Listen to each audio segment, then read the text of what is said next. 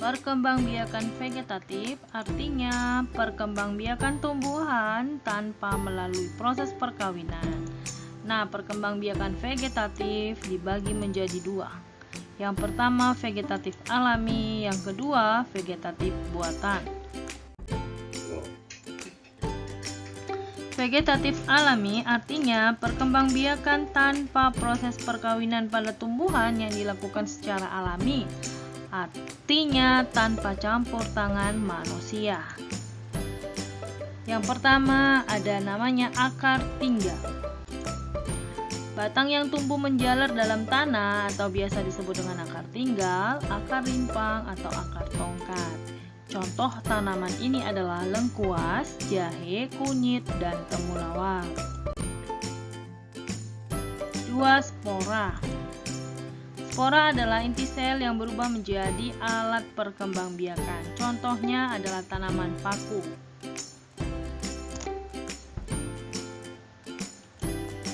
Nah, perhatikan bintik-bintik hitam di atas daun ini.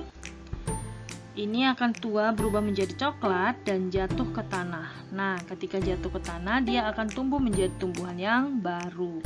Nah, begitulah cara perkembangbiakan tumbuhan secara spora. 3. Umbi lapis. Umbi lapis adalah umbi yang ditanam, ya. Kemudian akan tumbuh tunas dan menjadi tumbuhan yang baru. Contoh tanaman ini adalah bawang putih, bawang merah, bawang bombay, bakung, tulip, dan lili. Jadi pada tanaman umbi lapis ini yang ditanam adalah umbinya. Itulah yang digunakan sebagai alat perkembangbiakan tumbuhan-tumbuhan ini, ya. Tumbuh-tumbuhan yang ini. Oke. Yang ketiga 4. Umbi batang. Umbi batang adalah batang yang tumbuh di dalam tanah dan digunakan untuk menyimpan cadangan makanan dan membentuk umbi. Jika umbi ditanam, tunas bisa tumbuh dan membentuk tumbuhan yang baru. Nah, jadi kalau umbi batang ini yang digunakan sebagai alat perkembangbiakannya adalah umbinya. Ya, itu yang ditanam untuk menghasilkan tumbuhan yang baru. Contohnya adalah kentang dan ubi jalar. 5. Umbi akar. Perkembangbiakan jenis tanaman ini melalui tunas yang tumbuh dari bekas batangnya. Untuk mendapatkan individu yang baru dari tanaman ini hanya perlu menanam bagian tubuh tumbuhan berupa batang. Nah, contohnya adalah wortel, bengkuang, singkong, dan bunga dahlia. Jadi, kalau tanaman ini yang ditanam adalah batangnya. Itu yang digunakan untuk menghasilkan tumbuhan yang baru. 6. Geragi. Geragi adalah tumbuhan yang menjalar di permukaan tanah. Tumbuhan baru akan tumbuh pada buku-bukunya dan tidak bergantung pada induknya. Contoh pohon stroberi, pegagang, dan rumput teki. Nah, kamu perhatikan, inilah yang disebut dengan geragi. Jadi, tanamannya biasanya menjalar, ya, dan dia menjadi tumbuhan baru pada setiap buku-bukunya. Ya, buku-bukunya ini tumbuh akar dan tumbuh menjadi tumbuhan baru. Begitulah cara dia berkembang biak. 7. Tunas. Nah, anak-anak sekalian, berkembang biak secara tunas tidak asing lagi, sering kita temui ya.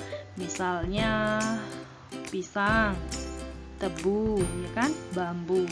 Nah, pada gambar ini yang tumbuh kecil inilah tunasnya yang bakal menjadi tumbuhan baru. Tunas adalah bagian tumbuhan yang baru muncul dari kecambang atau kuncup yang berada di atas permukaan tanah. Tunas biasa terdiri dari batang, daun muda, calon bunga atau calon buah. Contoh pohon tebu, pisang, dan bambu.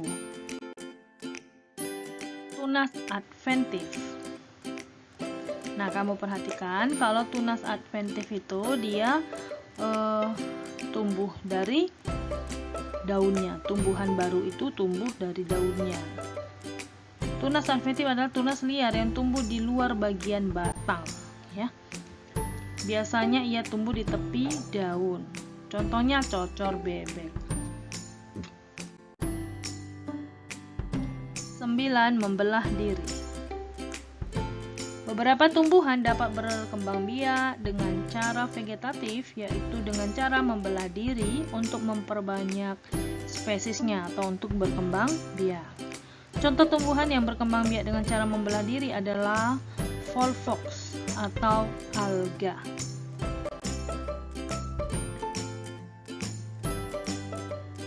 Vegetatif buatan. Vegetatif buatan yaitu perkembangbiakan tanpa perkawinan pada tumbuhan yang dilakukan dengan campur tangan manusia.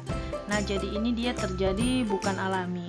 Ini terjadi karena dilakukan oleh manusia. Oke, kita lihat jenis-jenisnya. Yang pertama, mencangkok. Mencangkok adalah menumbuhkan akar tumbuh dari batang tanaman yang dicangkok. Lewat akar tumbuh dari batang tanaman itu kita bisa mendapatkan tanaman yang baru. Sifat dari tumbuhan yang dihasilkan akan sama dengan sifat induknya. Cara mencangkok tanaman. Yang pertama, kita harus memilih batang. Biasanya pilihlah batang yang berdiameter 2 cm. Kemudian menguliti batang. Nah, kulitilah kira-kira luasnya 10 cm. Kemudian menyiapkan air dan tanah dicampur sehingga rata, ya, tidak terlalu cair dan tidak juga terlalu kental. Kemudian pohon yang sudah dikuliti tadi kita diamkan beberapa saat, atau kita bisa mengelap bekas kambiumnya menggunakan kain bersih. Kemudian menempelkan campuran tanah tadi pada batang yang sudah dikupas. Ikat dengan tali sehingga air dan tanah itu menempel pada batang yang sudah kita kuliti tadi. Kemudian pindahkan hasil cangkokan sehingga setelah tumbuh, kemudian kita pindahkan hasil cangkokannya ke tanah. Kelebihan dari cangkok: lebih cepat dapat menghasilkan tanaman baru yang sifatnya seperti yang kita inginkan, dapat menghasilkan tanaman baru dengan jumlah yang lebih banyak. Kelemahannya, tidak ada keberagaman genetik baru, tidak bisa menggunakan persilangan dua jenis tanaman. Tanaman yang dihasilkan rawan terkena wabah penyakit. Contoh tanaman yang bisa dicangkok adalah tanaman yang memiliki kambium dan ranting yang lurus seperti pohon jambu air, mangga, alpukat, sawo, rambutan, dan tumbuhan lainnya. 2. Dengan cara stek.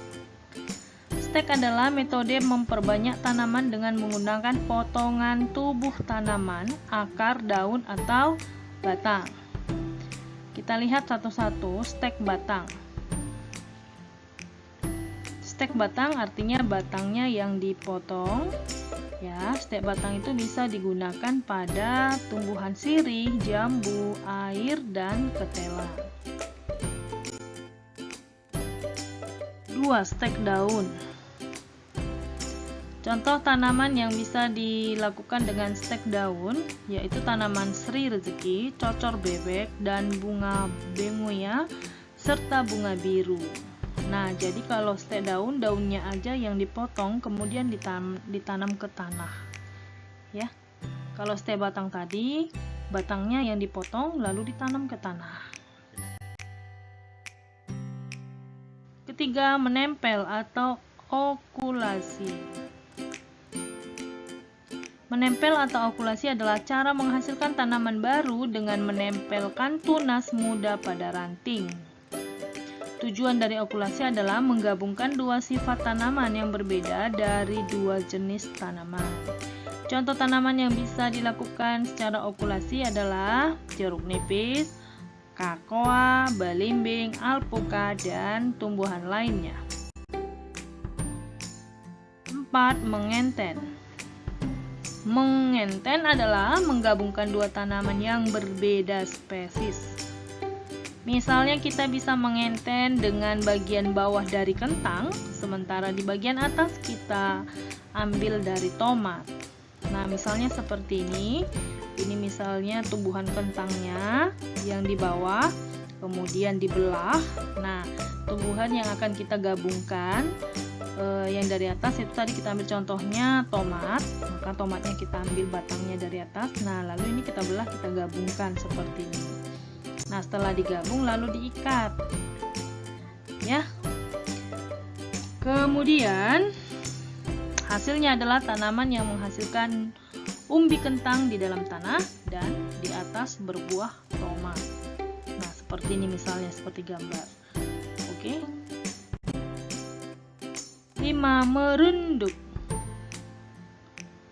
Cara tumbuhan berkembang biak dengan merunduk dilakukan dengan merundukkan atau membengkokkan cabang tanaman sampai ke dalam tanah.